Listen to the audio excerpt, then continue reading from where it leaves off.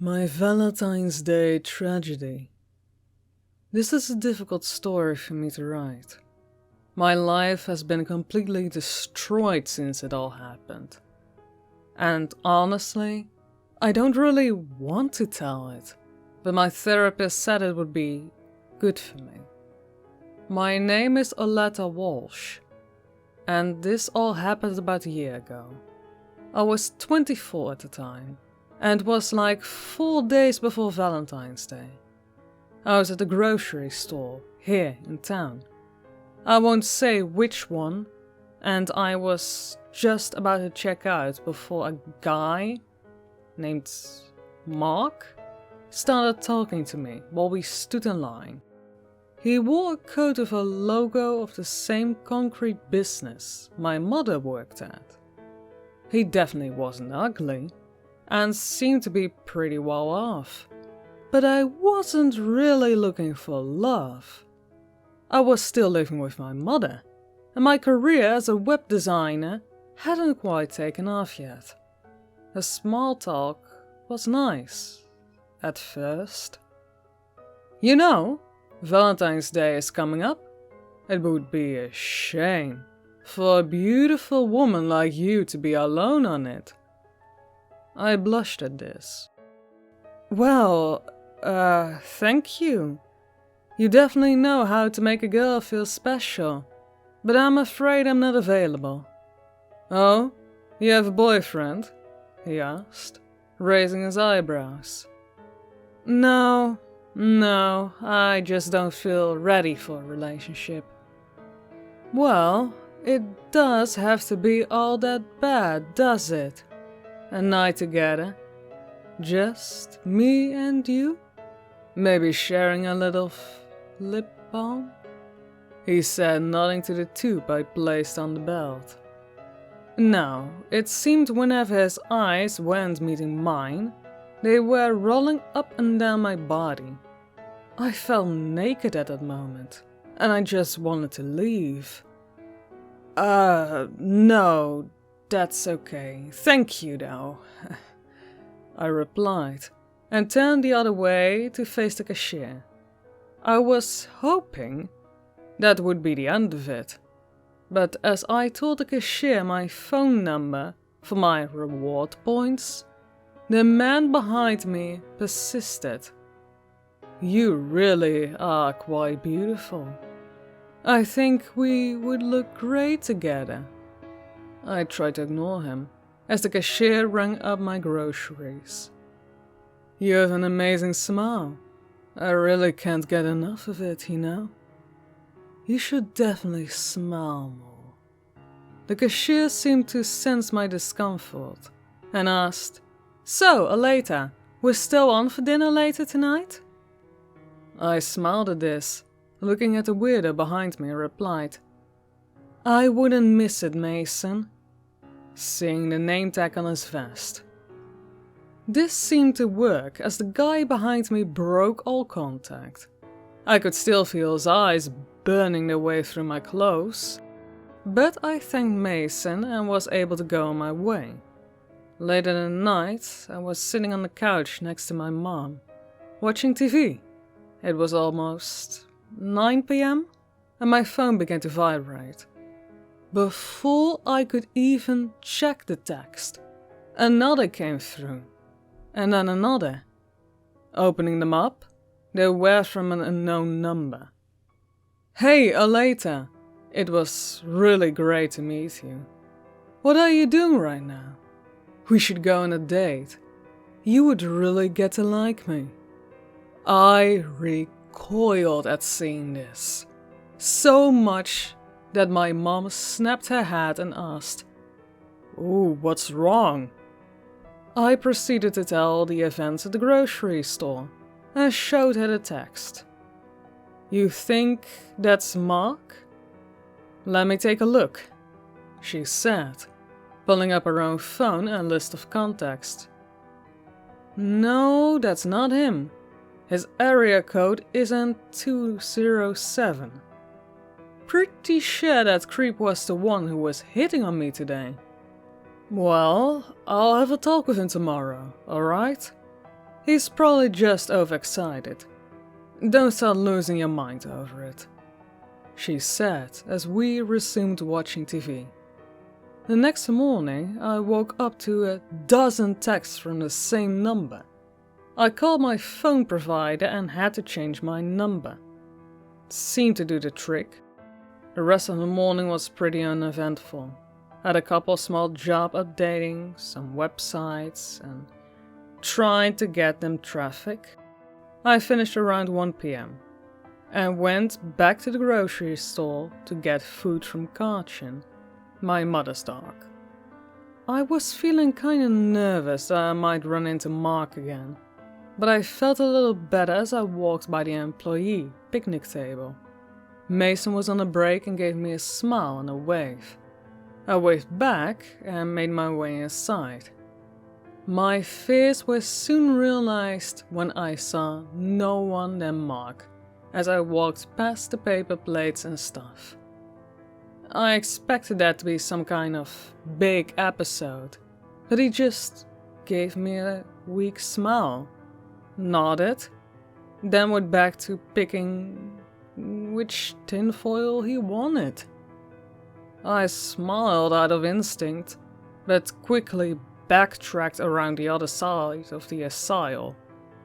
This was insane. Yesterday was the first time I'd ever run into him. And now, suddenly, I saw him 2 days in a row. I was really going to have to stop coming here when I needed groceries? I briefly considered just leaving, but I didn't want Karchin to go hungry. So, as quickly as I could, I went around the aisle and grabbed a bag of Purina. To my relief, Mark was no longer there, and I took my time heading to the checkout, making sure to check if Mark was down any of the aisles so as not to catch me off guard again. 20 minutes or so went by. When I was satisfied, I saw Mason was back at his post. I breathed a sigh of relief and let him check me out. "I missed you at dinner yesterday," he said with a chuckle. I laughed along with him. "Sorry, I already had plans with the sofa." "Nothing wrong with that. I'll just have to take a rain check. Your number doesn't seem to work the rewards." I was so lost in my own thoughts. I totally forgot I changed my number. It was going to be a pain to call all of the places like the bank and stuff and let them know, but at least Mark didn't have it anymore. "Yeah, sorry, I got a new one," I said as I typed it into the keypad. "Yeah, well, there's a lot of creeps out there. Couldn't help but notice your friend on his way out. Thank you again for yesterday, Mason. It was really sweet of you." "Oh, not to worry. I'll always be there for you," he said with a wink.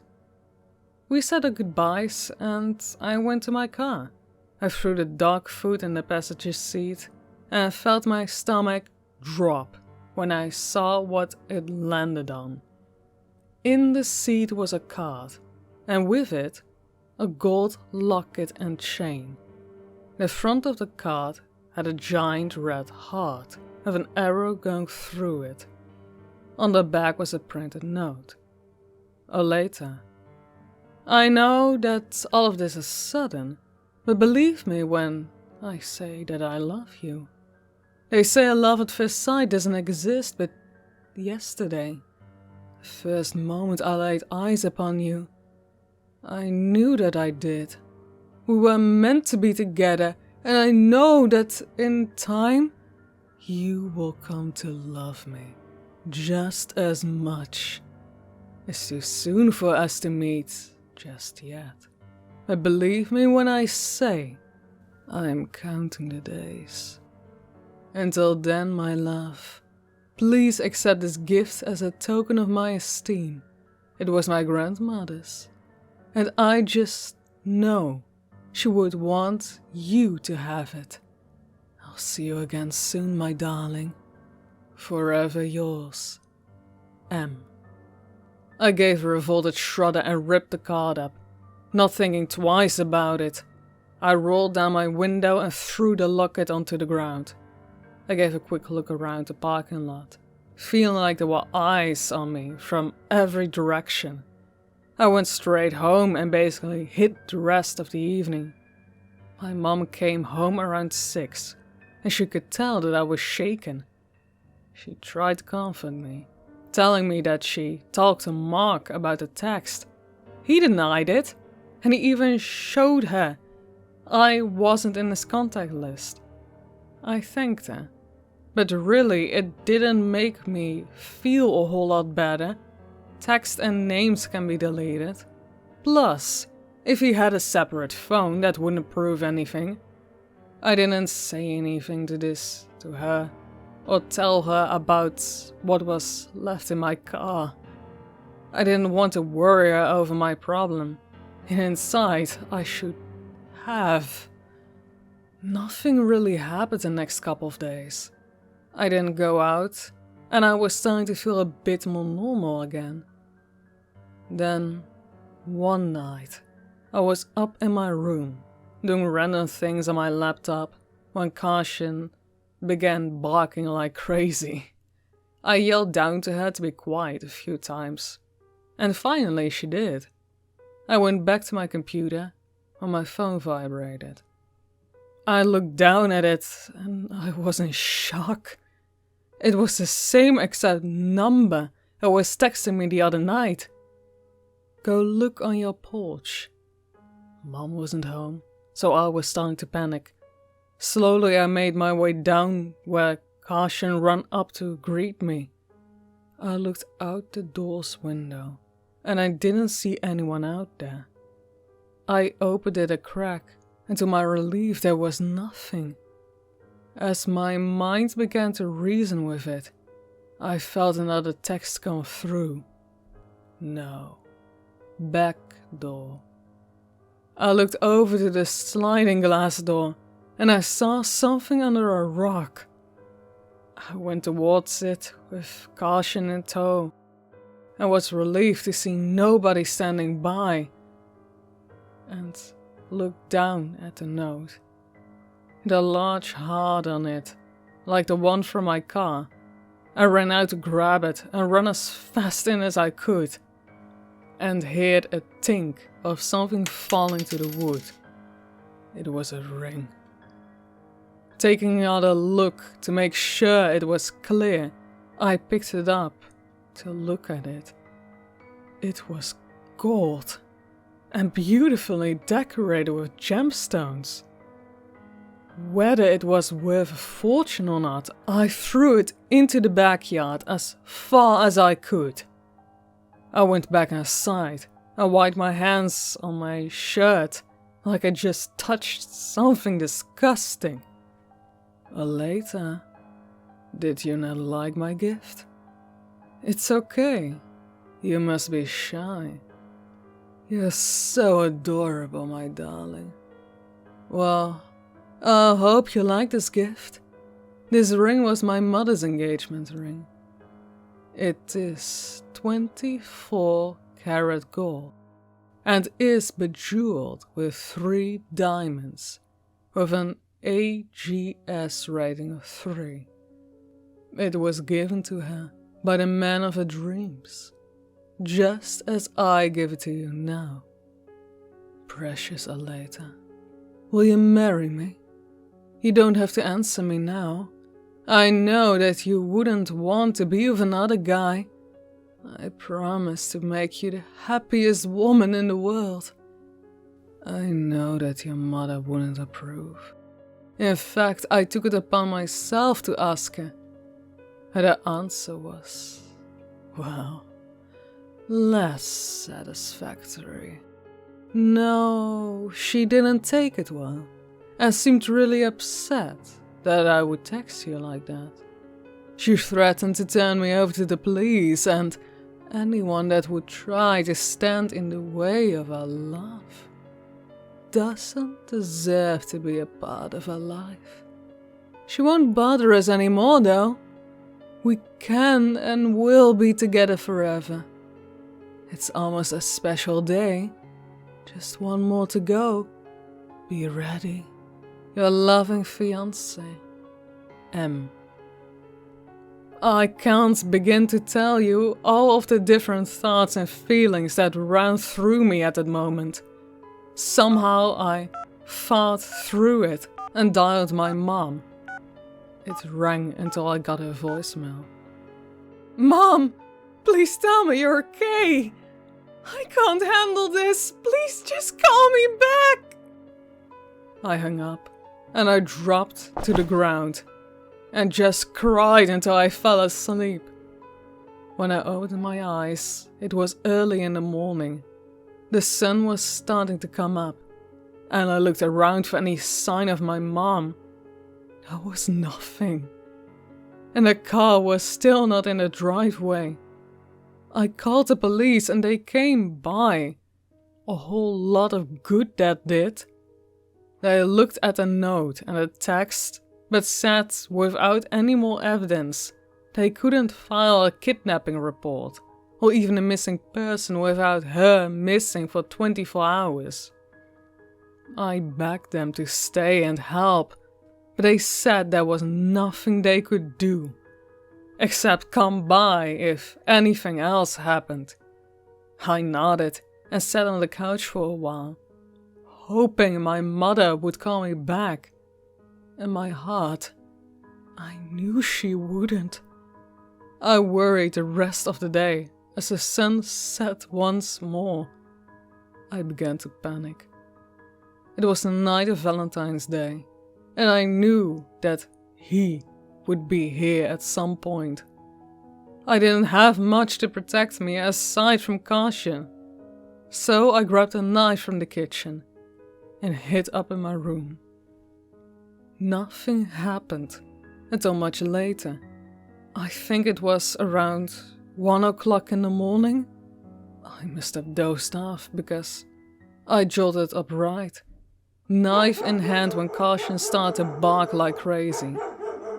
I got up and heard someone move around downstairs. Not thinking twice, I dialed 911 and told them there was an intruder. They told me to stay in my room and stay on the line. The woman was trying to keep me talking, but I dropped the phone when I heard a doorknob to my room begin to rattle. Caution was going about nuts, and I held a knife at the ready. There was a loud boom of gunshots as the lock of my door disappeared, and the door was pushed open. "Go away, Mark! I don't love you!" I yelled. But I was absolutely dumbstruck when I saw that it wasn't Mark. It was Mason. My dog lunged at him and was biting at the arm that was holding the gun. He couldn't get a good shot, thank God, and I ran past him down the stairs. The front door was wide open, and I could see the red and blue lights of the police cars outside. 2 officers came in with their guns drawn, and they ushered me past them. I flinched when I heard another 2 shots from behind me, and it was all sort of a blur after that. Mason had been the one stalking me all this time, and he had killed my mother. If it wasn't for my brave Caution, could you imagine the things that freak would have done to me? Unfortunately, in the struggle, he managed to kill her too. It's been a while now, and even though Mason will be behind bars for many years, I just can't get past it. I get panic attacks whenever any guy shows the slightest bit of interest in me, and I've basically become recluse. That's pretty much my story. Hopefully, no one else ever has to go through something like this, like that again.